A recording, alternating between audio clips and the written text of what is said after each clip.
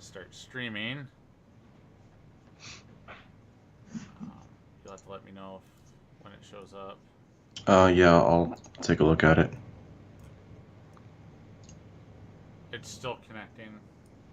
You might have to update your stream key. Yep. Yeah, it's offline. Yep, I couldn't connect. Okay. Oh, shoot. Settings. Stream. Jargon. I have the key, man. Do you want it? Yeah. Can you send it in Slack? Nope, but here it is in Skype. Oh, shit. I have you full screen, so it minimized you. Okay. Just give me the fucking key, Skype.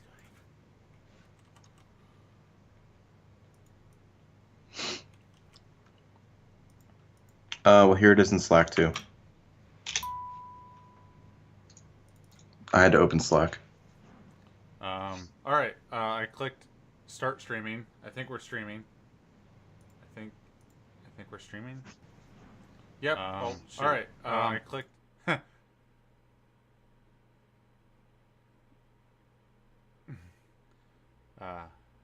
The show's not started yet, people. You can hear us, but we're not started yet.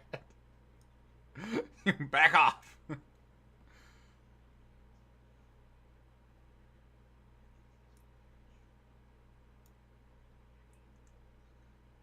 Mistakes have been made.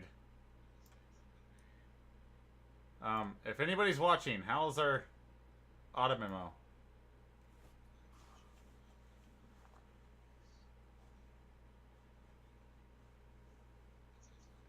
Sounds fine.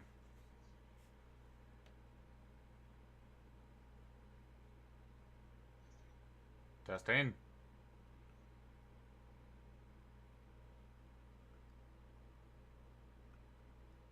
Oh, there's no desktop audio in the countdown. I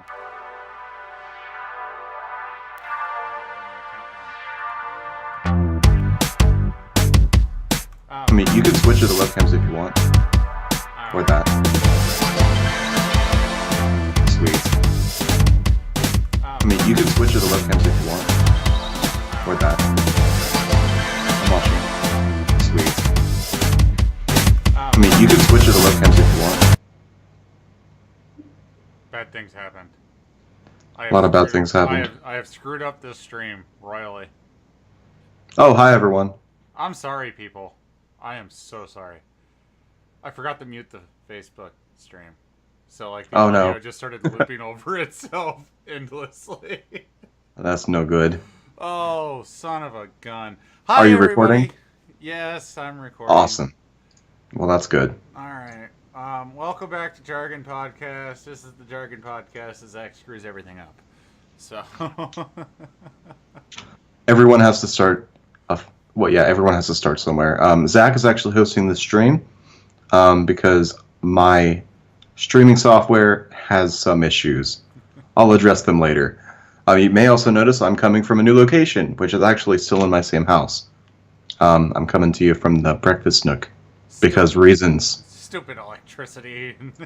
Electricity. Can magnets, how do they work?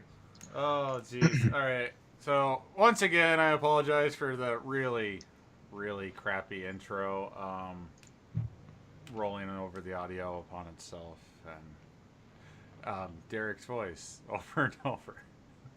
Yeah, that's fine. No one likes to listen to me anyway.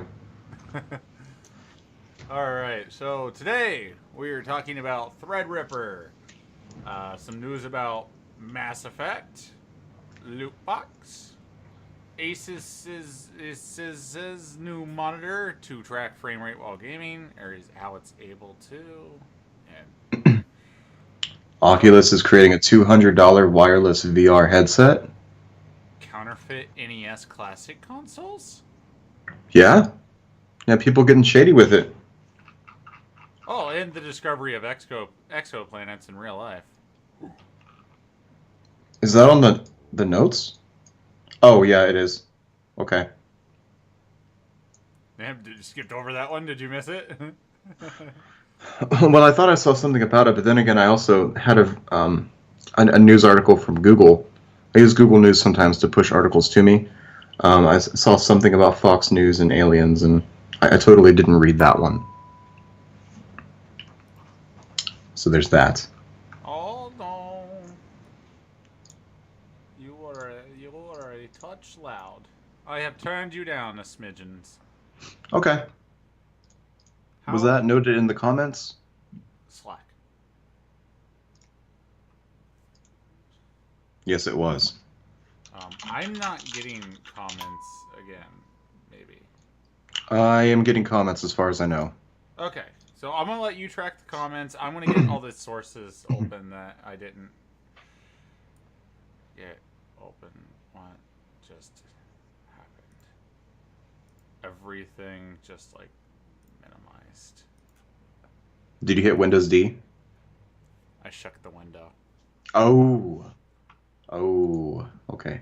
I shook the window. The window has been shaken. Shaken, not stirred. I can go ahead and dive into Threadripper if you like. I know you Please have a do. lot to say about this. I will try to get this AMD video up, and I don't know if I'm going to be able to show the sources. I don't know. You know, actually, we probably shouldn't play the video because Facebook might take us down. Yeah, last time we played a video, we got a copyright strike. Yeah. Do you want to find like an article while I talk about it? Honestly, I'm trying to remember how I show the articles. The articles? There's a display capture, I think. Is that? Yeah, we set up a display capture, so you should be able to show whichever monitor is on. I'm going to test this with the Mass Effect one. I am so sorry, everybody. I'm sorry. He's new, guys. We went over this briefly over maybe 10 minutes last week. Yeah. So, we're super prepared for all this. I'm just going to switch to that. That's the one. You can see the tabs. But okay. I don't care. Okay. So are we doing Mass Effect first? No, I was just had that article there. Okay, I gotcha. I was just testing. I don't have enough monitors for all of this. Yeah, I'm actually down a monitor too, so we'll see how that works. I'm just, honestly, as of this moment in time, I am trying to squeeze as much as possible onto the 1440p monitor. Ooh, that's kind of rough. So, like, Windows on top of Windows on top of Windows. Okay, well, I'll dive into the bullet points here. So, AMD announced, kind of, some specifications for their Threadripper platform. So, Threadripper is their step up from Ryzen, basically R9. Think of it that way. It's higher end than, say, Intel's Core i7 lineup and Intel's R7 lineup. So starting off, we have the Threadripper 1920X. That is a 12-core, 24-thread CPU with a base clock of 3.5 gigahertz and a turbo boost of 4.0 gigahertz. I found an article. Neat. From PC World. The 1950X is a 16-core, 32-thread CPU clocked at 3.4, turbo 4.0 gigahertz. So the 1920X will be expected to cost $799, and the 1950X is expected to launch at $1,000.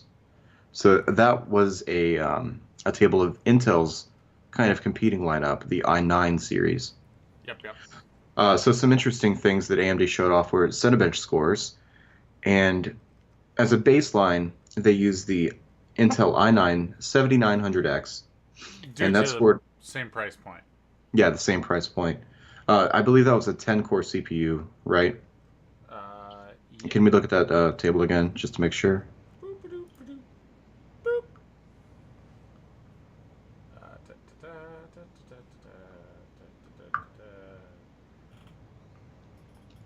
Yeah, I'm 90% sure it was 10-core. Right there. 7900X, 10-core, 20-thread. Yeah, 10-core, 20-thread. So that came in with Cinebench at around 2100 Cinebench score. For comparison, the 1920X, which costs $200 less, beat it pretty shamelessly at 2400.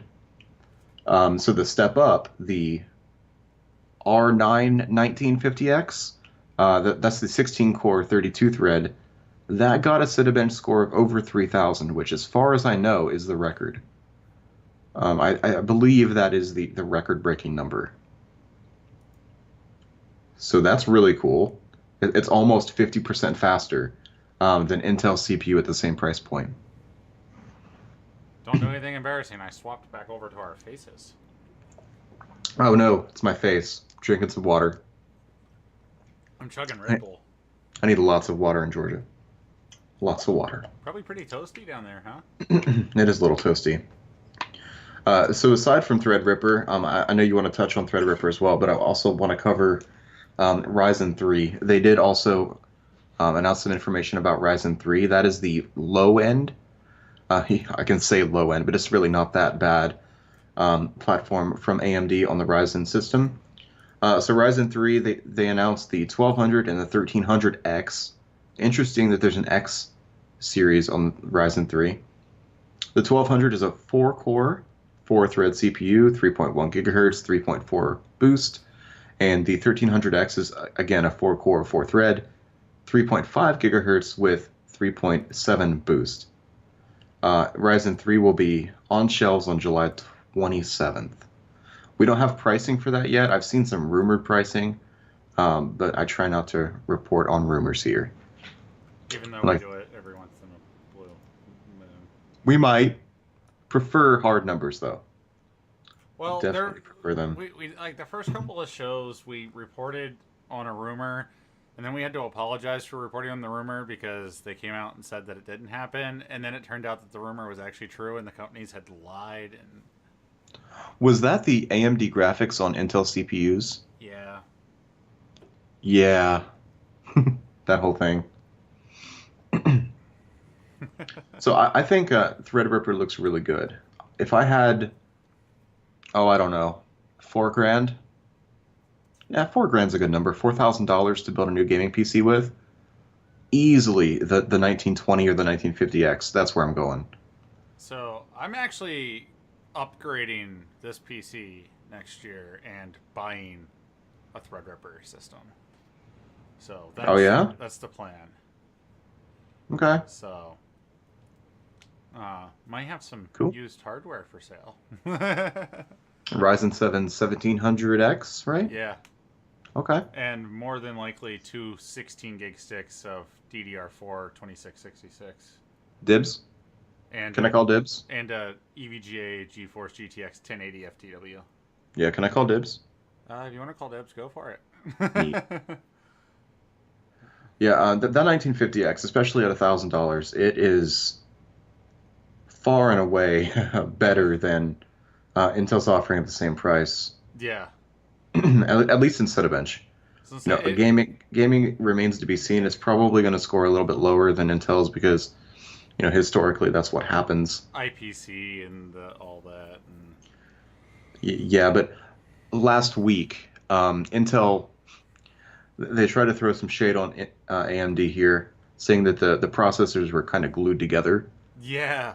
I don't care if they're glued together, man. If they perform this well, I don't care how you do it. You can stick them together with peanut butter if they perform the way they do. I'll buy it. Just duct tape them, peanut butter. That's a great adhesive, right? I just think it's hilarious that glue is what they referred to the Infinity Fabric as. Even though Infinity Fabric's outperforming Intel's threads themselves, the cores themselves may not be performing as well, but AMD's threads are stronger.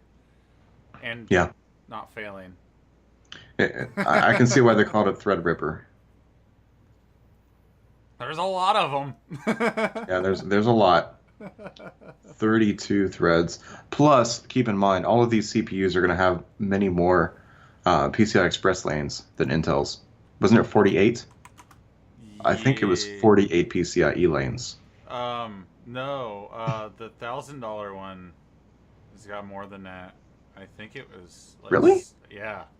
64 maybe? I think it was 60. I thought they all came with the same number. Um, I'm looking it up. all right. Yep. Find that, please, and let us know. Absolutely. I know. I know. Like my processor's only got like 24. 64. 64. They all have 64. I knew it was a bunch. That's insane. Um, but AMD's 32 core EPYC will have 128. Yeah. So AMD is freaking back in the game, and they're swinging. Well, I was reading an article the other day.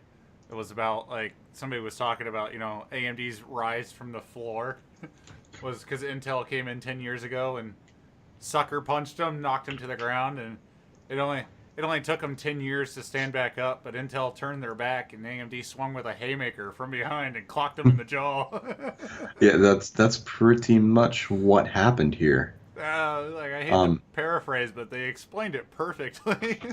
and their product names are really accurate. Ryzen, yeah. Threadripper, yeah. EPYC. These are all very accurate. They're very descriptive of what the products actually are. Oh, geez. So really quickly, Ryzen 3 looks kind of interesting. I could see low-end gaming systems, paired with, if GPU prices ever go down, like a 580 or something, I can see those being okay. Especially if they're very cheap. I can't imagine they'll be very expensive at all. Maybe, around the $150, $200 mark. That's just my guesstimation, of course.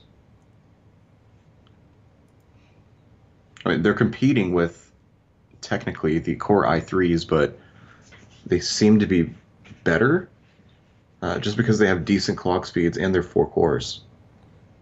Core count's really what it is. I'm a little disappointed in the R3 with such a It- it- low core count. I was expecting better boost speeds.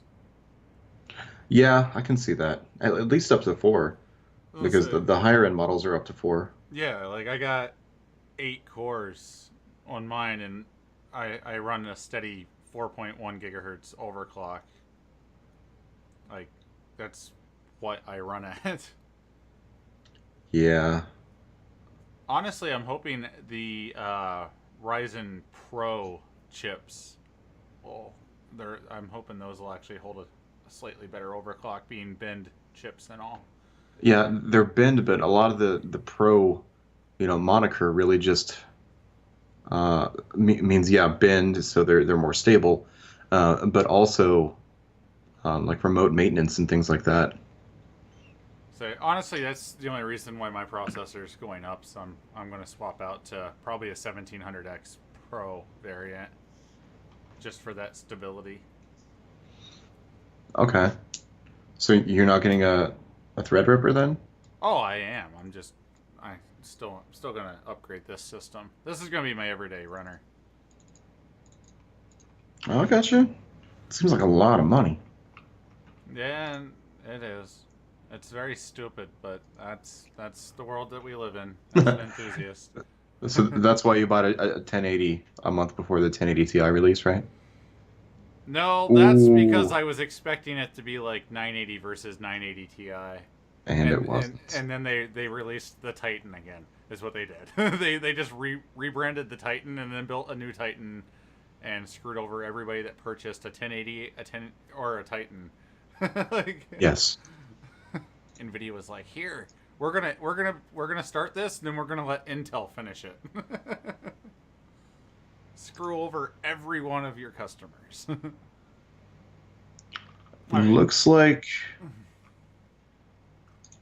we do have more comments. Something happened with my comments, I guess. Bear with me while I refresh that. I asked in the Slacks. I was hoping for a response. Yeah, she sent it to me personally, I guess, and said it in the group. How dare! There we go. All right, so I'm just going to update everyone on the comments here. Katie said, no worries, you guys have gone through PC upgrades since Jeff was born, and both kids are fat and happy. Cool. Clint said on Facebook, OMG, Derek's typing still to this day makes me laugh hysterically. Why is that? Because Why does my typing make you laugh hysterically? Probably because it's loud, clicky, and slightly overzealous. Overzealous is a good word for it, I think. And Threadripper is for your server HTPC. Yeah, you should do a build guide on that when you actually build it, by the way. For Threadripper? Or for my upgrades? Well, for both, if you like. So fast and loud.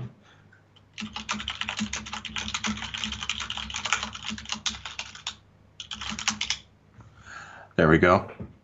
I just wanted to post that comment. I've been trying to type everything super like slow and easy because I know these mechanical keys are loud. I can't do it. I legitimately tried. I even put dampeners on my key switches, Clint. They're more quiet than they should be. Here. Let me make sure this is actually in frame. I put rubber O-rings on. Autofocus is turned off, but I put rubber O-rings on the inside of my keycaps to make sure they were quiet. And they're still not quiet. So there's not a whole lot I can do about this. That's the thing is mine actually came stock with those. Oh yeah? Where am I going? Yep. Yeah, I custom ordered these. But all right, I'll put that key back on later. Having a red key, which is technically the quietest, and with dampeners, still does nothing against my lightning fingers, apparently. My lightning fingers? My lightning fingers. We've talked for 5 minutes about absolutely nothing. Good job. Good job, us. My stream keeps freezing. Now notice my Stormtrooper comments. We did? Which one? Did we freeze? No, it wasn't that we froze. It was just like Facebook was like, oh, you left the window. Let me pause the stream. Whatever. The comments are updating for me, though. So, okay. Moving forward. For Christ's sake. Moving forward. Mass Effect Andromeda. 10-hour trial availability. Available publicly. There we go. All right, let me switch over to here and do a couple of different things here and do one of these and one of those. Okie dokie. All right, earlier this year, Origin Access subscribers had access to 10 hours. Play first trial of Mass Effect Andromeda. Yep, words, stuff, video that I will not play. So 4 months later, EA has made it available to everyone. Everyone! Everyone! Those who ran the Play First trial stated that the game was in somewhat shaky condition. This free-for-all 10-hour trial may be seen as a demonstration that it at least works better than before. That's just a personal opinion shared by a couple of different people, myself included. So we do have a comment. Any word on Destiny 2? As far as I know, the word on Destiny 2 is that the beta actually is a beta. It's pretty buggy. Check it out. Streamception. What's happening? Oh, I switched over to the Jargon. Oh, were you watching the stream on the stream? Yeah, I just... Oh, nice. I wanted to see the comments too, and this is hard. Need more monitors. I need so many more monitors. And every time I mention more monitors, Katie's like, you don't need any more damn monitors. Yes, I do.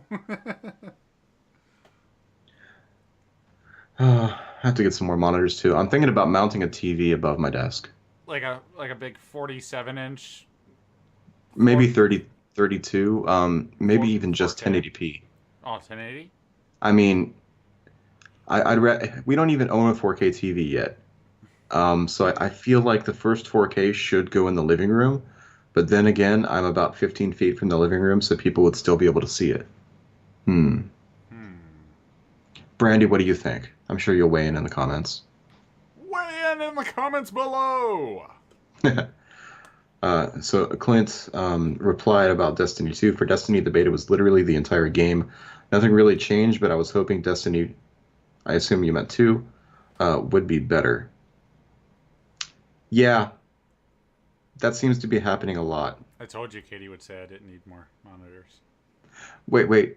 Brandy said sure. Does that mean I actually get a 4K monitor or a 4K TV? Wait, Brandy said sure. Does that mean I get more monitors? Is this how it works? Explain. How does it work? Do I get a 4K TV? Is it just that women make all executive decisions? Can I pick and choose which executive decision I get to go with? So whenever we argue about dinner, we're allowed like we don't have an official number yet, but it seems like we can have up to 3 vetoes each. So that's nice. We kind of take turns like every other night choosing where we go to eat if we're going out, and we're just allowed to veto, and it works pretty well. That's awesome. So we'll talk about the Asus and we'll see. All right, we'll be talking about that momentarily because I think you're going to take that, correct? I'll take it. Boom. Let me look at it. Let me open the source. I'm opening the source. Hang on. I just opened the source. It's okay. showing. It's on. Like well, it's I can't active. see it. I can't see it yet. All right, there Why we go. don't you read the notes? I was reading the notes, but I wanted to see the crazy pictures. All right, so here we are. Asus launched a pretty cool monitor that can track your frame rate in games. Interesting. It's a 28-inch 4K FreeSync monitor. And apparently the OSD controls are tuned specifically for gaming. So in the image we see a crosshair, a timer, what I believe says FPS counter and display alignment. So I mean, I'm automatically drawn to the display alignment because having multiple displays, getting them out of sync can be really irritating. But to the specs, we have the model number here. That is VP28UQG. It uses a twisted pneumatic panel, that's TN, to produce a 1 millisecond response time. Neat. Boom. I mean, I wish it were IPS, but what can you do? It looks like it's a 300 nit brightness level. Not too bad. We have the contrast ratio here, but contrast ratios are kind of, they've been junk since plasma. They're also null and void because as soon as you adjust gamma, brightness, sharpness, any of that, you've thrown off the color aspect ratio. That's the thing too, is you don't even know what settings. Like they don't ever put the settings that they use to make that baseline contrast ratio. So that plus, like, if you actually want to use your monitor for, say, video editing or photo editing, I mean, you literally have to buy a calibration tool just to make sure it supports, like, the full Adobe RGB spectrum and all that crap. we're not talking about RGB lighting, kids. No. No. So the viewing angles are 170 degrees horizontal, which is decent, and 160 degrees vertical. You don't ever see like the vertical viewing angle published in a monitor spec, so that's good to see. It does not have built-in USB port or speakers. It has 2 HDMI 2.0 ports, that's important, a DisplayPort 1.2 port, and a 3.5 millimeter jack for audio input. Must be audio. Yeah, it has to be audio input. Yeah. Maybe pass through. Maybe it's audio output. I bet it's output for like headphones because audio travels across DisplayPort and HDMI. It could be. Yeah, I don't well, yeah, it doesn't have speakers, so it is definitely a headphone jack. Yeah, it's a headphone jack. Okay. Science, there's kids. no release date or price for this yet. So it's probably going to be $800.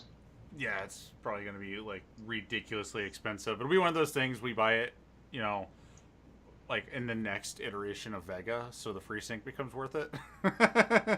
Yeah. Because I'm sorry, I don't have high hopes for Vega. I really don't. There's so many people I still see out there that are holding, like, they're grasping every straw that they can, like, that Vega's gonna be awesome. But everyone's like, oh, the Founders Edition or the Vega FE. It's not a gaming card. It's a workstation card. But at the same time, it's still the exact same GPU and RAM. Like, Yeah. it's the same chip. The only thing they're going to change is probably power delivery slightly, and some small tweaks to the board design, and they're going to ship it out with some more, with some drivers that are a little more situated for game performance. So you're going to see probably a 5 or 6% performance increase compared to the FE when you actually get, an RX card in your hands. But still, the FE was pushing 1080 performance, so you're at 5% increase. You're still not even going to hit the 1080 Ti. No, and plus, within a few months, NVIDIA is going to have their new product line. Yeah, Volta's So, releasing third quarter. yeah, So unfortunately, it seems like AMD's just one generation behind in the GPU space. that's the thing is we saw Vega last year at CES. Like, what the hell took so long? Right? It could have been manufacturing, really. A lot of it might have been the huge delay on HBM too. Because let's face it, if Very this card likely. had released August last year, it would have been highly competitive. Yes, depending on the price point. Yeah. So, from what I'm seeing now, is that from the rumors, I'm going to definitely quote that rumors, the RX Vega, like the big Vega card for gamers, is we're looking at around the 1080 Ti price range for 1080 performance. And that is not going to work. The only benefit you're gaining out of that versus the 1080 is more memory at a higher bandwidth frequency. And again, that's only really useful for mostly content production Yeah, because so it'll render a video quickly, but you're still going to be getting lower performance in games. And one of those people things. rendering videos they already have their mind made up. They're going to buy a 1080 Ti. So, well, that's Pretty a huge much. thing too. Is the one of the big places I could see this like grabbing, taking a good stranglehold, is like if 3-way or 4-way crossfire is fully supported. Hmm. Then most definitely they'll probably start getting thrown into enthusiast rendering machines or multitasking machines. People that want to game and render for like YouTube or something like that. I could see them becoming extremely popular.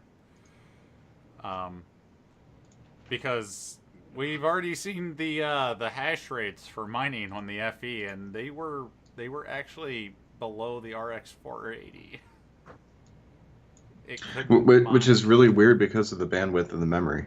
You think it would be higher. Yeah, Hmm.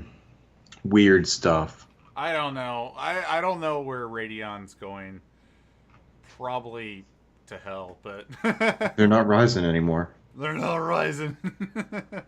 So, Uh, back on topic. That Asus monitor though is pretty freaking sweet. it is. I would like to see a G-Sync variant, most definitely. Like, I would like to see FreeSync support 240 hertz. I believe FreeSync 2 does. I'll have to look that up. There's a possibility. I could be wrong, but I think that was one of the whole reasons in the new iteration of FreeSync was better support, higher resolution support, and stuff like that. Well, it looks like one was released from AOC last year that had 240 hertz support. So it must just be up to the internal SoC on the monitor. Possibly. I, apologies if you hear a plastic rattling in the background. My cat found a bag. Oh, do we have a kitty cat being silly? We will. Yep. Well, moving on. Would you like to cover a topic? I'm going to cover loot box system now active in Rainbow Six Siege. Speaking of Rainbow Six Siege, I bought the game almost a year ago and I've never installed it or played it. Really? Well, I bought it with my previous FX system and I was like, I'm going to wait for my new Ryzen PC with the 1080 so I can like experience the game. And then Okay. You have it. I made some executive decisions about hard drives and stuff like that, and I'm not playing the game from a toaster. Oh, that's right. Yeah, because all of your mechanical storage is outside on an Yep, external. yep. I gotcha. Well, that And makes sense. a How big's the 500 game? the game, huge, like fracking huge. So let me switch over to that and close that and do that. And all Rainbow Six Siege loot box system is rolling out today, as said by PC Gamer in their titles. Oh, pretty picture. All right, so there's that. Ubisoft announced in February that Rainbow Six Siege would be getting its own variation, of the loot box system, which they call Alpha Packs. Alpha Packs are available with update 2.1.1. It is still a chance-based loot system. They will contain cosmetic items, as well as exclusive legendary tier items. Previously, you had to purchase these with Renown, so that's Siege's in-game currency. It's still an option, but you now have the possibility of receiving them as well. So it doesn't look like it's That's going to be a nice. pay-to-win thing. It's more of a, like, here's a chance to destroy everybody around you off of random number generators. Yeah, I mean, I understand the whole concept of pay to win and, microtransactions and all that. I just think something like this should be implemented in games that have that, built into it. So players that don't want to or can't spend, that kind of money to win still have an opportunity to get cool gear, weapons, etc. inside the games. Games that are exclusively pay to win are bull crap. Agreed. Yeah, you should always be given the option to grind out, the process to become a really good player. So the update states we will be staggering their activation across every platform in an effort to ensure the most stable development possible. We understand this may be frustrating for some, but it is imperative that we do not impact performance. Each player will receive a free alpha pack with deployment. So I should get that game installed ASAP. Yeah, get it installed. Maybe even just clear up some space on your SSD so you can get it up in there and play some. Yeah. So, I'm also going to throw this out right now. If something goes kind of buggy during the stream, such as weird video issues, I accidentally just kicked the power brick for the toaster, and all of the images are stored outside on the toaster. Cool. You're recording to the SSD though, right? Yes, I'm recording to the Thank you. SSD, but like like our background images and stuff like that, our overlays are all being pulled directly from OneDrive. Yeah, they should be stored in RAM right now though. Let's hope. Yeah. Now, if the drive were disconnected and you like closed OBS and then reopened OBS, then it should be gone. So, But for right now, it should be in your memory, ready to access. Should be in the memory pool. Okay. So that covers Rainbow Six's loot box system. Let's see here. Scrolling further. I can talk about the NES. You want to talk about the NES, do you? Yeah, let's talk about the NES. So, as everybody may know, Nintendo a while ago introduced an NES Classic, which was kind of like a smaller version of the original NES that was able to play old NES games. A lot of people liked it. It was purchased extremely frequently. It was unfortunately scalped a little bit, so people were buying up hundreds of them and reselling them on eBay for exorbitant prices. And after 2.3 million sales, Nintendo discontinued the NES Classic in April. Well, unfortunately for them, they've created a black market for these kind of things, and since they're so hard to find, companies have been making counterfeits. These are almost completely identical bootleg copies of the NES Classic. So they look almost exactly like the official release. but there are very few changes, including some tweaks in the fonts inside of the operating system and some misalignment in the user interface.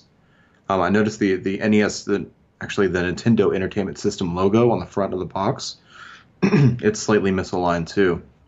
Yeah. But aside from that, they're almost identical. Based off the picture of that, the power button as well, it looks like that's kind of here, let me switch back over to that so I can show everybody. The power button Yeah, looks like it's kind of like droopy, as if like the buttons were loose or bad build quality on the switches they decided to go with. yeah, it could be bad build quality. Someone probably just purchased one, uh, bought like an injection molding machine or outsourced it to China just to make a few, and did not have such a strenuous QA process. So some of these items are popping up on eBay now. There were some listings on AliExpress, which is like a Chinese version of Amazon, kind of. Those were taken down through copyright strikes, but you might be able to find one on eBay. I'm not saying you should purchase one, because it's going to be a worse experience, to be fair. Don't support bad people. Yeah, really. Like don't support bad people. So if you do want something like this, you can build an emulation box using something like a Raspberry Pi. And I'm curious, would any of you guys want to see how to do that? I've done it before. I have a Raspberry Pi. I have all the stuff ready. And I can make a video pretty easily on how to emulate old game consoles and some newer ones with a Raspberry Pi. So if you'd like to see that, And it's a much cheaper solution to what Linus much cheaper. did. We're looking at about $50. Yeah, like a much cheaper solution. Yeah, I mean this entire setup minus say a controller will cost $50. So I can do the demo with an Xbox controller because that's what I have on hand. But you can find USB NES controllers on eBay or Amazon. it would also work with any USB based like gamepad controller, Mad Yep, Catz, something along those lines. As long as it was programmable, I would assume you could use it, or if it had default driver support from the operating system. from Linux. Yeah. So if you would want to see something like this, let us know in the Facebook comments of this video, or if you're watching on YouTube, let us know in the YouTube comments as well. I'd be happy to make something like this. I just don't want to take the time if there's no interest. Yep. All right. I apparently a friend of mine on Steam is playing Farming Simulator, and they're not going to be a friend much longer. Uh, Oh no. just saying. Who would be? I believe it was Southern. Oh, okay. That it just sounds that just sounded stereotypical, but no, their name is Southern, and they're playing Farming.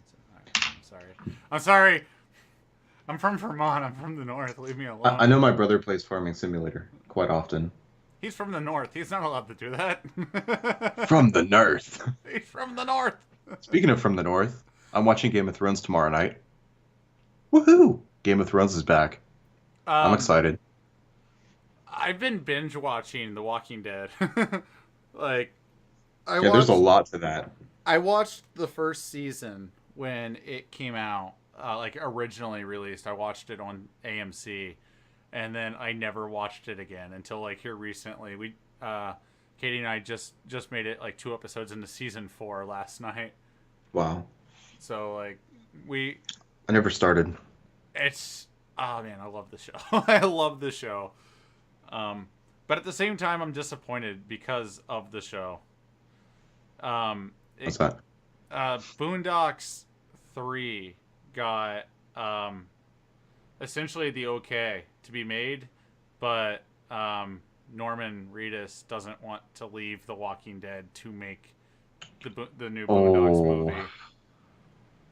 Boondock Saints is what you're talking about, right? Yeah. Yeah, I would love to see that, but that's a conflict of interest. It is. Like, I love The Walking Dead, but at the same time, I love the Boondock Saints movies. And it murders me inside to know that it's like a one or the other situation. For him, anyway. Well, and that's the thing, too, is the creator of the Boondock Saints movies, he was in an interview talking about it, and he said that he will never make a Boondock Saints 3 with recasted actors. It'll be the original actors still. Norman Which Reedus. which is great, but Yeah. The Walking Dead gets in the way of that. So maybe like The Walking Dead could go on like a 1 year hiatus, like like release the season later so he can make the movie. If it's all his choice. Just saying, I would pay money to watch the movie in theaters versus the fact that I watched the Walking Dead on Netflix. Just saying, everybody. Okay, let's move forward. Go ahead. Crap. Where were we? Here we are. Oh, yes. You're gonna do COD Yep. Call of Duty World War II release date and features. Ooh, and features. And features. and features. And features. All right, I'm scrolling down through here now. I'm gonna click blah blah blah blah. There's a lot of stuff in this article. I could share the link to the article if anybody's interested. Please put it in the comments, and somebody will read them off to me and let me know because I can't see the comments. I will read them off and let you know if the comments were fresh for me, because currently they are completely out of order, and I have not received any responses to the Raspberry Pi question yet. I see Chris Shadwin said yo. I see no's. I see cools. I see thanks. I see all sorts of things. Hello, Chris. Hey, mine are actually updating now. Okay. Cool. Hi. Call of Duty World War II release date and features. Worldwide release date will be November 3rd, 2017. It will be released on PS4, Xbox One, and PC. A recent Reddit AMA with Sledgehammer Games confirms that it will not be available on the Switch. Bastards. I mean, what do you expect at this point? It's the only console I own other than the Wii. The original Wii. You own a PC. It will be released on PC. Just play it on PC, Zach. I don't own a laptop that's capable of pushing the game, so I can't take it with me. Oh, wow. Like, I can take this wherever the hell I damn well please. Yeah, but as soon as you unplug it, it runs at less than half power, right? It's a small percentage over half. Okay. So 56%? Maybe like 52. Oh, okay. Now it comes into focus. And if the new Call of Duty game is anything like Breath of the Wild in the terms of like hardware consumption, you're talking like an hour and a half of battery life max. Ouch. Really quick, I want to address a comment. Chris, please do not watch this while you're driving. Distracted driving is dangerous driving. The replay will always be available, and it'll be uploaded to YouTube later. Yeah. So your life is much more important. Please just turn it off. You got kids, brother. I love you, buddy, but get out of here. All right. So a recent. Oh, I already said that. I could open the AMA statement. I perhaps guess. So it doesn't look like a beta. Well, there's no news on whether a beta will be available for PC gamers, unfortunately. I would have loved to play the beta, to see if it's kind of my thing. I haven't played a new Call of Duty game in a while. I think we have Modern Warfare 3 for Xbox 360. I think that's the most recent one I've played, to be honest. I've played. Yeah, I think Black Ops 3. I played the Black Ops 3 beta, and that was the most recent Call of Duty I've played. And that was the beta. Yeah. So let's see here. In the main campaign, you will play as Red Daniels, a 19-year-old soldier from Texas, fighting on the front lines along with your squad mates in the 1st Infantry Division. There are more. Can I just? Sorry for interrupting you, man. Kind of feels like that's pandering. I mean, I know they know their target market, but that feels like obvious pandering. Why is that? I don't know. Just a 19-year-old soldier from Texas. Maybe it's just me, but that seems like very specific targeting, Then again, maybe also not. Think about the timeline, the war it is, and the fact it was the draft. Fair enough. So Yeah, the whole 19-year-old Texas boy could most definitely be first division infantry, due to the draft at that time period. I had forgotten about the draft. We are very lucky individuals. Moving on. Um, Speaking of which, if anybody wants to buy my draft, no, I'm just kidding. I'm just kidding. I'll give it away. No. There are more opportunities for interaction with the AI squad, for example, receiving ammo from a squad mate when you are low, or receiving health packs from a medic within your squad. It is also possible for you to lose members of your squad, which may hinder you over time as it affects the kind of aid you receive. That's actually a fairly new aspect, I have to say. A lot of video games, they you could lose your medic at an important time, but they always respawn later. Like if this is like a permanent gone, like more Yeah. like real life, your your field medic goes down, and all of a sudden you don't have a medic anymore. Like, Yeah, that could immensely impact gameplay, especially if you're not expecting it. You lose your medic, like you said, or you lose a tank or something. Um, that absolutely affects your gameplay, and you have to change your strategies based on that. yeah, that's actually pretty cool. Yeah, Um, I dig it. so there are also scripted deaths, but one can infer that they wouldn't kill off someone who is necessary to complete the campaign. You'd think. Um, Yeah. that kind of just makes sense from a storytelling aspect.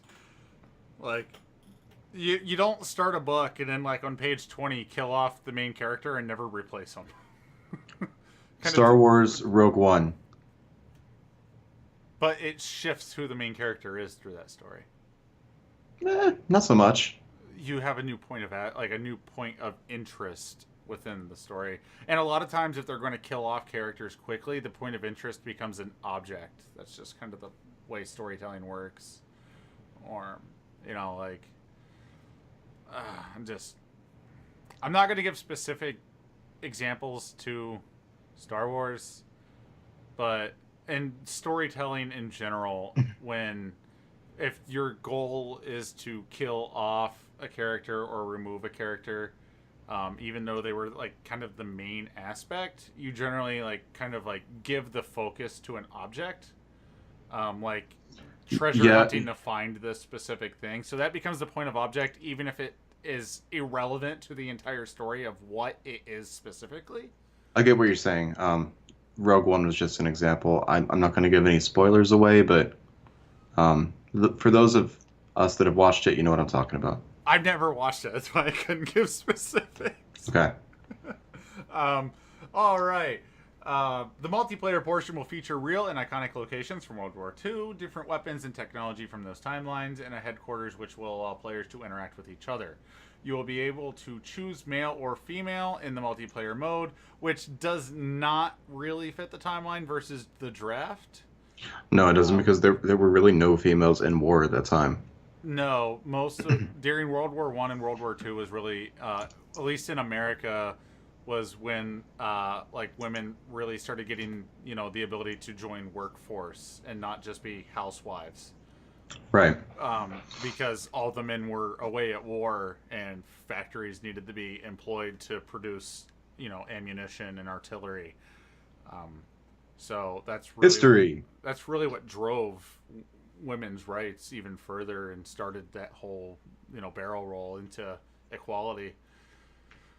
Was our boys going to war and dying? It looks like a zombies mode will allow co-op gameplay. Yes. That's cool. So that I know that's one of the things that really has Katie excited is the zombies co-op gameplay. So kill off hordes of Nazi zombie soldiers. So, and I'm going to throw this out there again. All right. So I do believe World War II is Infinity Ward, not Treyarch. So a lot of people always get this mixed up, but Treyarch built the Black Ops games.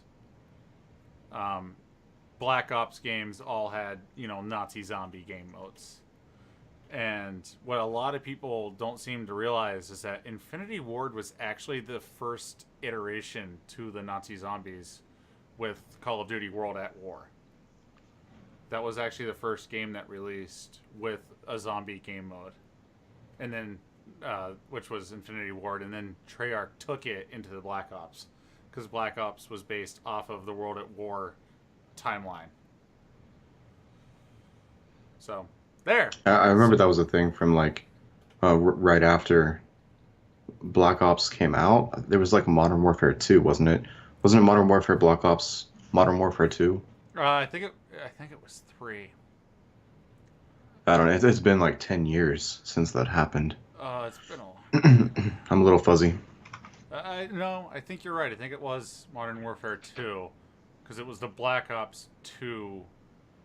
I think it was Black Ops 2 that was coming out around the same time as Modern Warfare 3. I'm not sure. I've always been a bigger fan of the Infinity Ward storylines. Like, I played Modern Warfare, but I didn't play Black Ops. And Yeah. I just didn't like it. The only thing I like Black Ops 4 is really just the Nazi zombies mode. It's a nice time waster. Yeah, but let's face it, Call of Duty, nobody even plays it for the stories anymore, and the stories have become garbage, especially with the new, like, future warfare jetpacks and exoskeleton robot suits, and Yeah. I haven't touched one. It's become garbage. That's why they're, like, jumping back in time. They're like, oh, let's start at World War II and move forward again, and let's not build robot suits this time. It might be for the best. It's probably for the best. So it looks like Oculus is creating a $200 wireless VR headset. Whoops. Did you have another article open? I thought I did, and I didn't click on the tab. I clicked on your face, and then switched okay. over. So, yeah, it was just showing off our podcast again. All right, here we go. Here's the article, everybody. So we all know Oculus is kind of a giant in the VR world. I mean, it was really one of the first companies to bring VR to the masses with their dev kit for the original Oculus Rift. Thanks, Facebook. Yeah, and then Facebook bought them. Thanks, Facebook. Then Facebook bought them. So this could be really interesting. This looks to be a wireless VR headset. Now keep in mind, current high-end VR headsets like the Rift and the HTC Vive, they're all tethered, so you have to keep them plugged into a computer at all times. The only really exceptions to that are, I don't know if PlayStation VR is tethered. I think it is. But anyway, the only real exceptions to that, as far as I know, are portable VR where you have a phone next to your face, or Microsoft's HoloLens, which is $5,000. So this should be really cool. So a $200 wireless version for 2018. Sorry, I'm laughing at the comments because I'm pretty sure Chris called me a feminist and then told me that he loves Treyarch. Oh. My comments are not updating. Also said we were taking it too seriously. I think he was talking about the driving thing, yes. The driving. Nah, you really can't take that too seriously, bud. Just be careful, buddy. Just be careful. Yeah, for real. So the headset will work with your PC. Also, the set will also run from your phone. Said also twice there. And it should be also. It should be portable enough to fit in a bag. So, I mean, $200, that's well in the price range of the average gamer to just snag it. It's less than a console, man.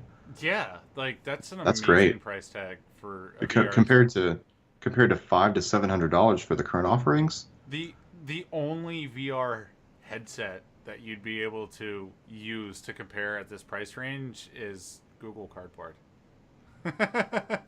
That seems a little far, Zach, but I'm just saying within the price range. You're not totally wrong. I don't know what the PlayStation VR headset costs. It doesn't matter because it's for PlayStation and PlayStation sucks. Ooh, you said you don't game good. It's not my fault that Sony screwed the pooch with an original deal with Nintendo, decided to go separate, and then built crappy consoles the entire time through. You talking about the Famicom? The Super Famicom? Yeah. Wow, that's taken it back about 25 years. I'm a gaming enthusiast, okay? Like, okay. I have a crap load of useless knowledge that one particularly does not need to know, you know? I completely understand, Zach. And when I get the opportunity to speak it, like I just kind of rattle it off. And then like I've noticed as I speak about things that I probably shouldn't be talking about at that moment, I kind of trail it off at the end with like the old Kermit the Frog, like, but that's none of my business, you know? Yeah. So the VR headset is codenamed Pacific. Should be completed in 2018. And when we hear more, we will let you know. That's the end of that story. And that's all I have to say about that. Not. I was about to say something that would have definitely got us a copyright strike. So,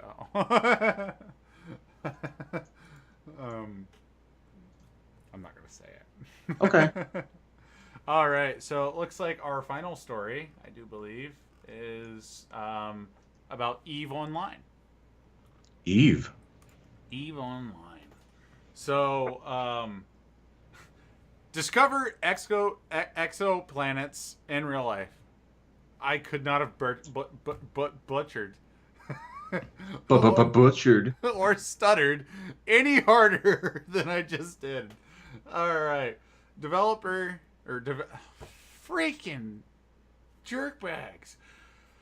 Developer CCP Games updated Eve to include Project Discovery, which allows players to investigate and try to locate planets outside of our solar system through a database featuring measurements of distant stars. Cool. Project Discovery is a collaborative project between CCP, not pronouncing that university. Nuh-uh. You can try, but not this guy. Which one? I'm sorry, I was reading through the comments. Right. Rake. Well, I'm not even gonna try that. Nope. Would you post that in the comments? The word? Yes, the university. That's it. That's it, everybody. I think it's Reykjavik. I was thinking something like that, and I went to say it, and my tongue tied into a knot. Yeah. And then punched itself a couple times. No, I'm not a linguist, but I'm 95% sure that says Reykjavik. So like the J would be pronounced as a Y. Yeah, possibly, but there's also a Y in there. We're not at a second. Whatever. Massive multiplayer online science and University of Geneva Professor Michael Mayer. See, I can pronounce that. Cool.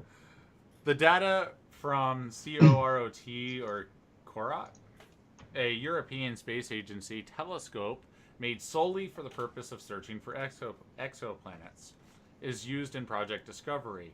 You can also earn in-game rewards through Project Discovery. These include the in-game currency Plex, ship skins, and blueprints for special Concorde ships. Technically, this is the second version. I lost my place. Of Project Discovery. The first version allowed players to use data gathered from research on human cells to help scientists identify a new cellular structure. And just so everybody knows, Eve Online is free to play. So this is really cool in my opinion. I think it's kind of a mix-mash or mismatch, mix-up of two projects that I followed pretty closely. One was folding at home. So folding at home lets you use your CPUs and your GPUs, basically any kind of extra computer power you have at home, to help fold proteins and basically use your computers for cancer research, which is awesome. That sounds very similar to the second point you made there, about the first version of Project Discovery. Yeah. And this one sounds very familiar, like the second version of it here sounds very familiar and similar to SETI at Home, which is the search for extraterrestrial intelligence. It's basically the same concept. You use your extra processing power to chew through chunks of data provided by NASA and the European Space Agency to basically go through signals that could be signs of alien life, intelligent alien life.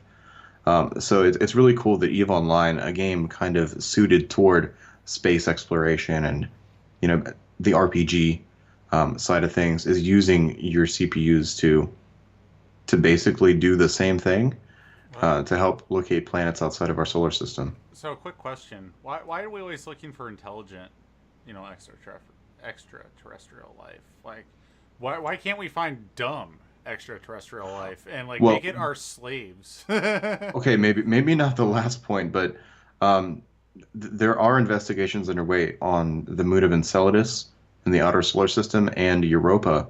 Both of those have they're called planetary oceans, but they are moons, of course.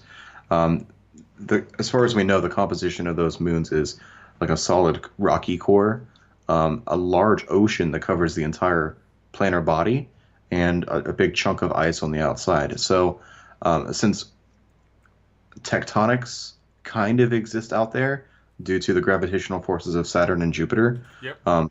the cores could be warm enough to actually heat up the water. We've seen vents on the outside of Enceladus, so there could be molecular life there. So it's not intelligent, but it absolutely could exist in our own solar system. So, see, I was actually thinking more along the lines of like the alien equivalent to cattle. Like, Oh, okay. perhaps, or a horse or mule. Maybe we make them pull a plow. Maybe we I eat them. mean, you got to start somewhere, and I think we're starting at a good place. So, like, I'm a carnivore. I like meat, and I think that like I could go for a big juicy alien steak right now. Like, just I saying. wonder what that would taste like, because so many things would be at play. I'm curious, and my mouth is watering, and I want alien steak. Okay, well, give it a few years, Zach, and I mean, we're already growing burgers. I mean, Oh, the Impossible Burger, it tastes just like meat, it looks just like meat, but it's made of plant fiber. no, thank you. So, No, thank you. Meat has to remain meat. And by the way, if you've read the comments, we lost the game and Chris left. So we lost the game. we lost the game. We have to announce that we lost the game. And everybody else lost the game when I announced that we had lost the game because you Correct. just heard about the game. Thanks, Chris. You The jerk. game. All right. So, but honestly, though, like the search for the exoplanets Yeah, is that's actually really awesome. it And is. I like the way that they decided to like put it into the game where like people are still having fun even though they know they're helping science but they don't care that they're helping science. You know. Yeah, I mean, it's kind of rewarding in a game. You have a reward system built in. So that I think is important. And folding at home and setting at home have actually shown that gamers can do a whole lot more than just a group of scientists because you have so many nodes of calculation throughout the world. It's much, much more than any group of scientists could do on their own. It's efficient and it's a 24/7 gig versus a 9 to 5 or whatever. Exactly. And I think I might look into this for myself. So, if anybody's played EVE Online, um, the comments. So if anybody's played EVE Online, let me know how it is because I might actually give the game a try if I can ever find free time. So